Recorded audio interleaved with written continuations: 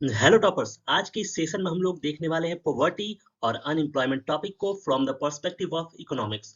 तो इससे रिलेटेड हम लोग सारे थियोरेटिकल एस्पेक्ट्स को कवर करेंगे और उसके बाद हम लोग कुछ एमसीक्यूज पे लगाएंगे ताकि हमारा कॉन्सेप्ट पूरी तरह से क्लियर हो जाए। तो चलिए स्टार्ट करते हैं।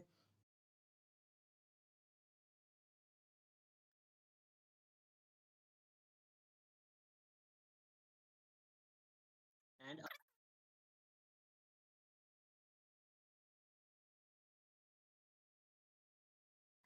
Now let us see what is unemployment.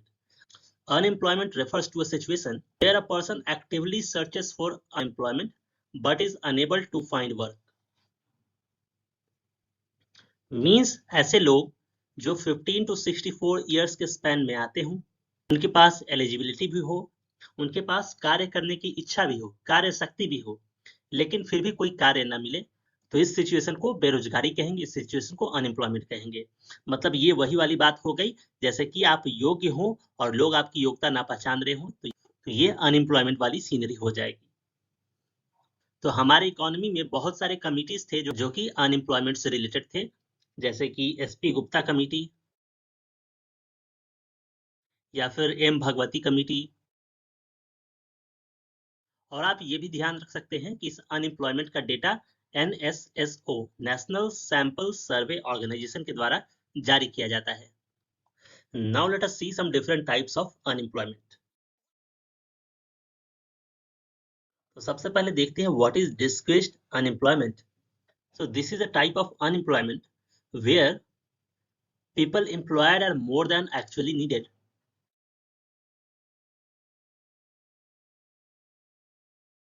और ये टाइप ऑफ अनएम्प्लॉयमेंट ज्यादातर अनऑर्गेनाइज्ड सेक्टर्स या फिर एग्रीकल्चरल सेक्टर्स में देखा जाता है। जैसे कि किसी एग्रीकल्चरल लैंड की खेती दो आदमी मिलके पूरी तरह कर सकते हैं, लेकिन उस परिवार में अगर 6 आदमी हैं तो सारे 6 के 6 आदमी इसी लैंड को कल्टीवेट करने में लगे हैं। मतलब कि जो एक्स्ट्रा 4 लोग हैं वो भी एबल्ड हैं, वो भी एम्प्लॉयमेंट के कैपेबल हैं, लेकिन वो सेम जॉब कर रहे हैं जहां की उनकी मार्जिनल प्रोडक्टिविटी पूरी तरह से जीरो है। तो this type of unemployment is known as disguised unemployment. उसके बाद let us see seasonal unemployment. तो this is a type of unemployment where people work during certain seasons। जैसे कि हमारे इंडिया में लेबरर्स को रेयरली ही पूरे साल भर काम मिल पाता है। मतलब वो काम वाला सिचुएशन होता है या फिर एग्रीकल्चरल सेक्टर्स होता है। मतलब जब क्रॉप का टाइम है उस समय वो एम्प्लॉयड है, बाकी वो सीजनल अनएम्प्लॉयमेंट को फेस करते हैं। Now the next type you can see structural unemployment. इस केस में क्या होता है, this unemployment arises due to mismatch between workers skills and availability of jobs. मतलब इकोनॉमी में जॉब्स हैं लेकिन लोगों के पास उस स्पेसिफिक जॉब के लिए जो रिक्वायरमेंट है वो नहीं है। फॉर एग्जांपल आप ये कंसीडर कर सकते हैं जैसे इकोनॉमी में आईटी जॉब्स भरे पड़े हैं, लेकिन उसके लिए एलिजिबल लोग दूसरे डिग्री वाले हैं, तो ऐसे केस में वो स्ट्रक्चरल अनएम्प्लॉयमेंट का केस होगा। जैसे हमारे पास वर्कफोर्स एग्रीकल्चर फील्ड से जुड़े हुए हैं लेकिन जॉब्स अवेलेबल हैं सर्विस सेक्टर्स में, तो उस केस में उन्हें ट्रेनिंग की जरूरत होगी। सो इस स्ट्रक्चरल अनएम्प्लॉयमेंट को इरेडिकेट करने के लिए एक प्रॉपर ट्रेनिंग और प्रॉपर कोर्सेज की जरूरत होती है। Now let us C frictional unemployment. So this frictional unemployment is such type of unemployment where people are unemployed for a short span of time while searching for a new job. Means वो job में पहले से थे और अब search कर रहे हैं तो एक कुछ समय के लिए वो अनएम्प्लॉयमेंट है। This type of unemployment is frictional unemployment. Means we can say this is a search unemployment. These frictional unemployment are known as voluntary unemployment because the reason for unemployment is not shortage of jobs, but in fact the workers themselves quit their jobs in search of better opportunities. Now the next type of unemployment is technological unemployment. So this is the situation when people lose their jobs due to advancement in technologies. Now another type of unemployment is cyclical unemployment. So this unemployment is caused due to business cycle, means where the number of unemployed heads rises during the recession and declines during the growth of the economy. मतलब जैसे ही recession आ जाए वैसे ही unemployed heads की संख्या बढ़ जाए, और जैसे ही रिसेशन चली जाए तो अनएम्प्लॉयमेंट कम होता दिख जाए, तो ये साइक्लिकल अनएम्प्लॉयमेंट का केस होता है। मीन्स जब रिसेशन आ जाए तो उस समय अनएम्प्लॉयमेंट बढ़ता हुआ दिखे, और जैसे ही रिसेशन खत्म होता दिखे उस केस में अनएम्प्लॉयमेंट भी कम होता दिखेगा। तो such type of unemployment is cyclical unemployment. उसके बाद आप ये देखिए vulnerable unemployment. So this is a case of unemployment where people are deemed unemployed, means people are employed but informally, means वैसे लोग जो employed तो हैं लेकिन without proper contracts, उनके काम का कोई रिकॉर्ड्स मेंटेन नहीं है।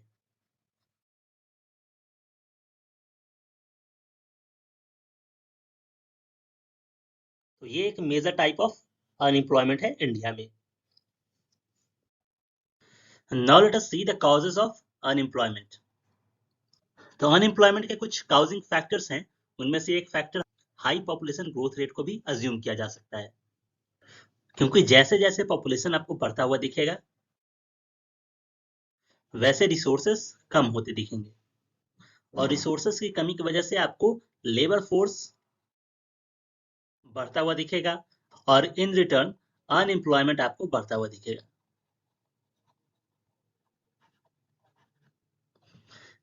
Next factor you can see the low productivity in the agriculture sector plus the lack of alternative opportunities for agriculture workers that makes the transition among the three sectors difficult.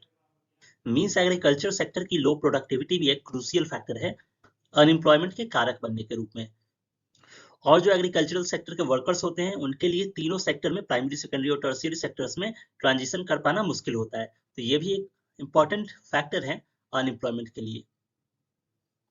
उसके बाद next factor mismatch in job requirement and educational syllabus.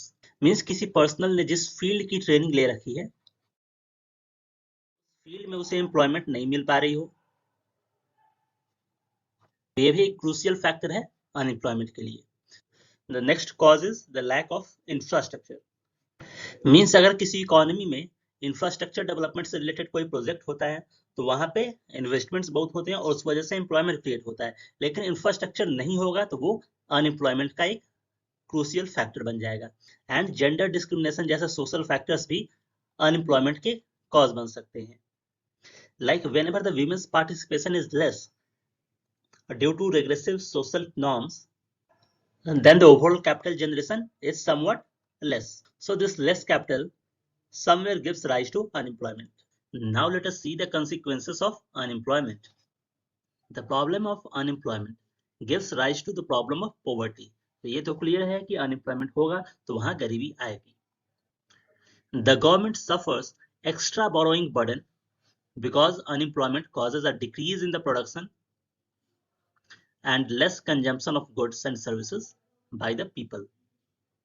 मतलब जिस economy में unemployment होगी वहां के government को भी एक्स्ट्रा बोरोइंग बर्डन का सामना करना पड़ेगा, क्योंकि उस इकोनॉमी में गुड्स एंड सर्विसेज की कंजम्पशन काफी कम होती दिखेगी।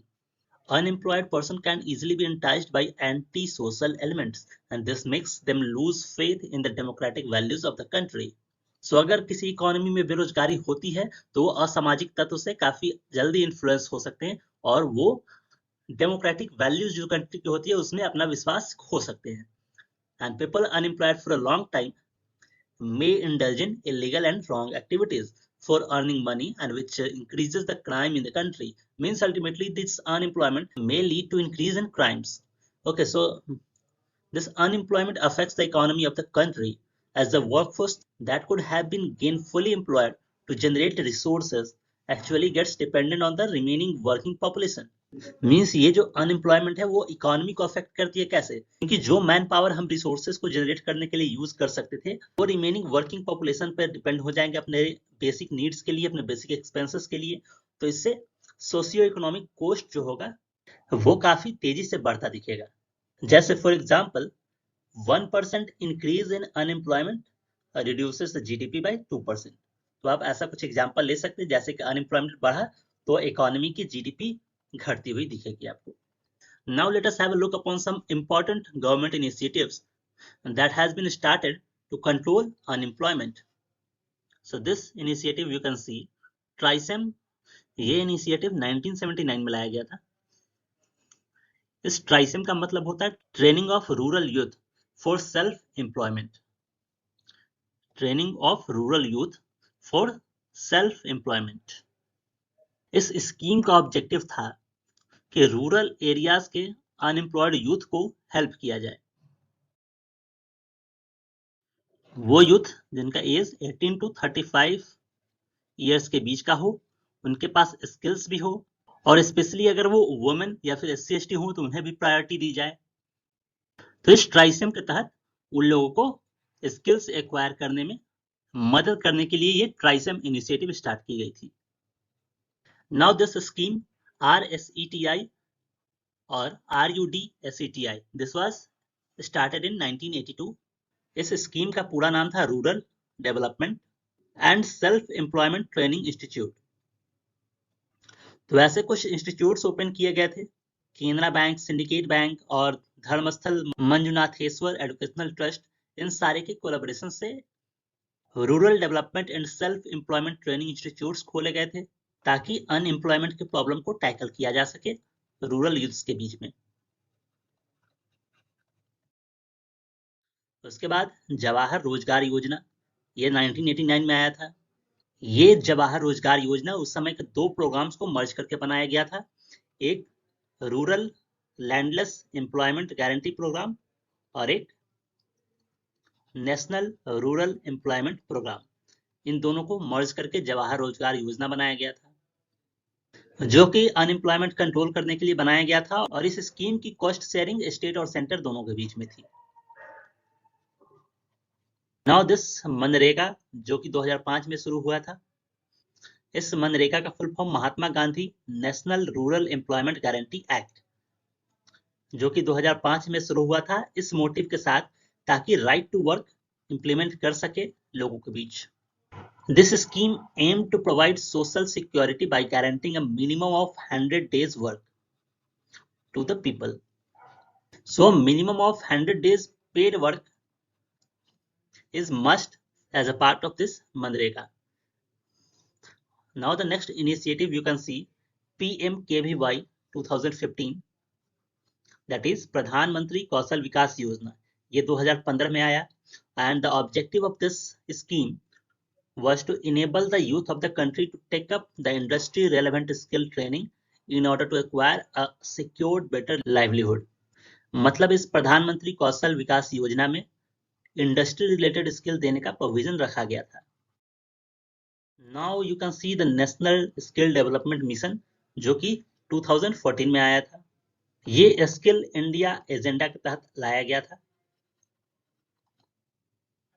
इसे इस मिशन के साथ लाया गया था कि जो स्किल ट्रेनिंग इनिशिएटिव्स चल रहे थे, उनका क्वालिटी ऑफ स्किलिंग एफर्ट्स बढ़ाया जा सके और उसमें स्पीड लाई जा सके।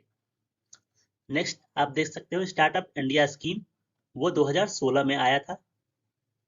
And the aim of this startup India scheme was to develop an ecosystem that nurtures and promotes entrepreneurship across the nation. Means entrepreneurship को बढ़ावा देने के लिए स्टार्टअप इंडिया स्कीम को लॉन्च किया गया था। Now stand up India scheme, ये स्टैंड अप इंडिया स्कीम भी 2016 में लॉन्च किया गया था। And this stand up India scheme aimed to facilitate bank loans to women and SC/ST borrowers between 10 lakh to 1 crore for setting up a greenfield enterprise. Means greenfield enterprise को setup करने के लिए women and SC/ST personnels को loan grant किया जा सके। This stand-up India scheme aimed to facilitate bank loans to women and SC/ST borrowers between 10 lakh to 1 crore for setting up greenfield enterprise. Now let us see one important term through this MCQ, that is Gig workers. Intermediaries are an important part of their work as it provides a platform to it. And highest percentage of workers are found in tech and BPO. So these are some statements about the gig workers. तो gig workers जो होते हैं वो temporary workers होते हैं, उनका timing fix नहीं होता है, वो फ्लेक्सिबल टाइमिंग होता है। और इंटरमीडियरीज जो मध्यस्थ लोग होते हैं वो एक इंपॉर्टेंट पार्ट प्ले करते हैं उनके वर्क और वर्क प्लेसेस में। और highest percentage of gig workers tech और बीपीओ में पाए जाते हैं। बीपीओ मीन्स होता है बिजनेस प्रोसेस आउटसोर्सिंग। तो गिग वर्कर्स से रिलेटेड ये सारे स्टेटमेंट्स सही है, तो इस क्वेश्चन का सही आंसर हो जाएगा all of the above are correct options. Now the next question is unemployment that occurs during the normal workings of an economy as people change jobs and move across the country is called structural, natural, frictional और cyclical unemployment। इस question में पूछा जा रहा है कि कोई person अगर अपना कंट्री छोड़ के फॉरेन कंट्री में जा रहा हो, मतलब बेसिकली वो जॉब चेंज कर रहा हो, तो उस समय उसके पास जो जॉब चेंज के प्रोसेस में अनएम्प्लॉयमेंट होगा, उस अनएम्प्लॉयमेंट को क्या कहेंगे। तो वैसा अनएम्प्लॉयमेंट किसी भी इकोनॉमी के नॉर्मल वर्किंग में आ जाए तो उस अनएम्प्लॉयमेंट को क्या बोलेंगे। तो उस अनएम्प्लॉयमेंट को बोलेंगे फ्रिक्शनल अनएम्प्लॉयमेंट, क्योंकि ये frictional unemployment short term unemployment है। जब कोई पर्सन एक जॉब से दूसरे जॉब पे स्विच करता है तो ये बीच की अनएम्प्लॉयमेंट पीरियड फ्रिक्शनल अनएम्प्लॉयमेंट में कंसिडर की जाती है। Now the next question, the natural rate of unemployment is generally thought of as the sum of frictional unemployment and structural unemployment. The ratio of frictional unemployment rate to the cyclical unemployment rate, or the sum of frictional unemployment and cyclical unemployment, and the sum of structural unemployment and cyclical unemployment. So here the answer will be option A. The natural rate of unemployment is the sum of frictional unemployment and structural unemployment. ये जो cyclical unemployment होता है एक special case का unemployment होता है, जो कि रिसेशन के केस में अनएम्प्लॉयमेंट बढ़ता है और नॉर्मली रिसेशन कम होते अनएम्प्लॉयमेंट घटने लगता है। तो नेचुरल रेट ऑफ अनएम्प्लॉयमेंट में इस स्पेशल केस वाले अनएम्प्लॉयमेंट को हम लोग कंसिडर नहीं करेंगे। Now the next question, a sales manager of an equipment manufacturing company loses his job because the company relocated the unit to another country. So this is an example of which type of unemployment. किसी भी equipment manufacturing company का कोई sales manager है, वो unemployed हो जा रहा है क्योंकि उसकी कंपनी किसी फॉरेन कंट्री में चली गई है। तो इस तरह के अनएम्प्लॉयमेंट को क्या कहा जाएगा, सीजनल या फिर फ्रिक्शनल या फिर साइक्लिकल या फिर स्ट्रक्चरल। तो इस अनएम्प्लॉयमेंट को स्ट्रक्चरल अनएम्प्लॉयमेंट बोला जाएगा, क्योंकि वो पर्सन अनएम्प्लॉयड हो रहा है तो उसके पास स्किल्स है, बट जो जॉब अवेलेबिलिटी थी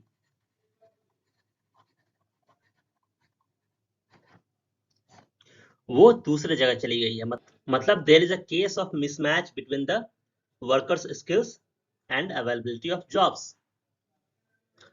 So here structural unemployment will be the right option. Now next question, when the rate of unemployment increases because of recession or depression, then it is which type of unemployment? Recession आने पे unemployment बढ़ रहा है तो ये simply कौन सा unemployment हो जाएगा? This will be cyclical unemployment. Now next question, discouraged workers are not considered as a part of labor force, so classifying them as unemployed would have an indeterminate impact on the unemployment rate, not change the unemployment rate, increase the unemployment rate or decrease the unemployment rate. यहाँ पे statement दिया हुआ है कि discouraged workers are not considered a part of the labour force. तो discouraged workers वैसे workers होते हैं जो कि अनएम्प्लॉयड होते हैं और वो एक्टिवली जॉब की सर्च में नहीं होते हैं, तो उनको अगर हम लोग अनएम्प्लॉयड कंसिडर करेंगे तो इसका क्या असर होगा? इससे अनएम्प्लॉयमेंट रेट बढ़ा हुआ दिखेगा किसी भी इकोनॉमी का। So option C is the correct option. Now the next question, consider the following statements with reference to Manrega. It is an employment scheme that was launched to provide social security by guaranteeing a minimum of 100 days paid work per year to unskilled labor. This scheme was launched in 2007 and this act provides right to work to people. So you have to find out which statements are not correct. 100 days of paid work to unskilled labor, this statement is correct. And this act provides right to work, this is also correct. But this scheme was not launched in 2007. So second one is incorrect. So option D will be the right option. This Manrega scheme was launched in 2005. So that's all about today's session. Thank you.